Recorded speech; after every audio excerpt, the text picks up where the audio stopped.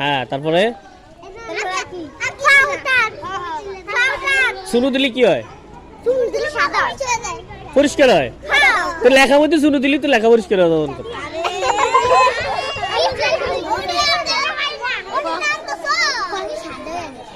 লেখার মধ্যে সুনু দিলে লেখা পরিষ্কার হওয়ার কথা না?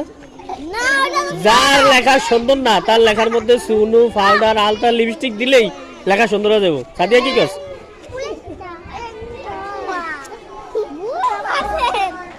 সুন্দর হওয়ার কথা না?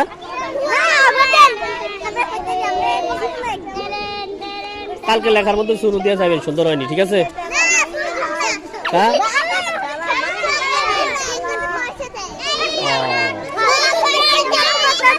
আচ্ছা, এই আজকে গোসল করবো, কে গা তুলেন? সবাই গোসল করবো? হ্যাঁ একদিন পর একদিন করবেন, ঠিক আছে? শীতকালে একদিন পর একদিন গোসল করবেন, ঠিক আছে নি? কি দিয়া করবেন? কি দিয়া করবেন? গরম পানি কা?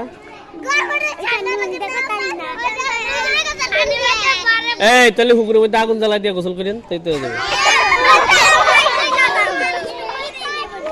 না আপনি ওই ফাঁসি দিয়ে আগুন জ্বালাই এই ফাঁসি দিয়ে গোসল করবেন।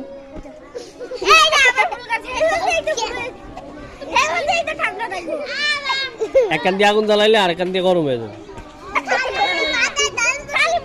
নাহলে আটটা বুদ্ধি দেই, বাজারের কাগজ কিন নাই না, মাথার উপরে দিয়া কাগজ পুরা ঘুরে তোর ফিতে ফান ডালবেন।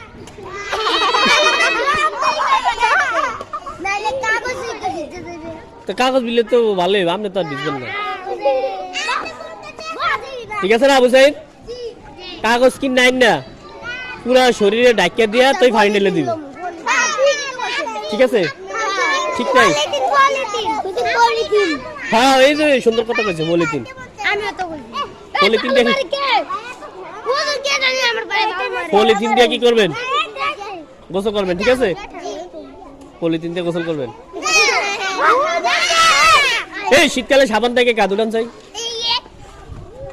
সাবান দেন আপনারা? হ্যাঁ ওরে ওই বলে দেয় সাবান চা,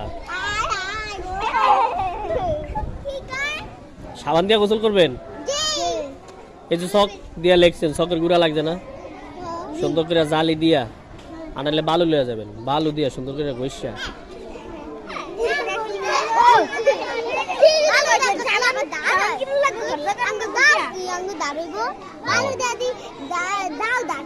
গাও দাঁড়াবো আর দাঁড়াবো, তো লেখা সুন্দর হবে, ঠিক আছে? হ্যাঁ আচ্ছা।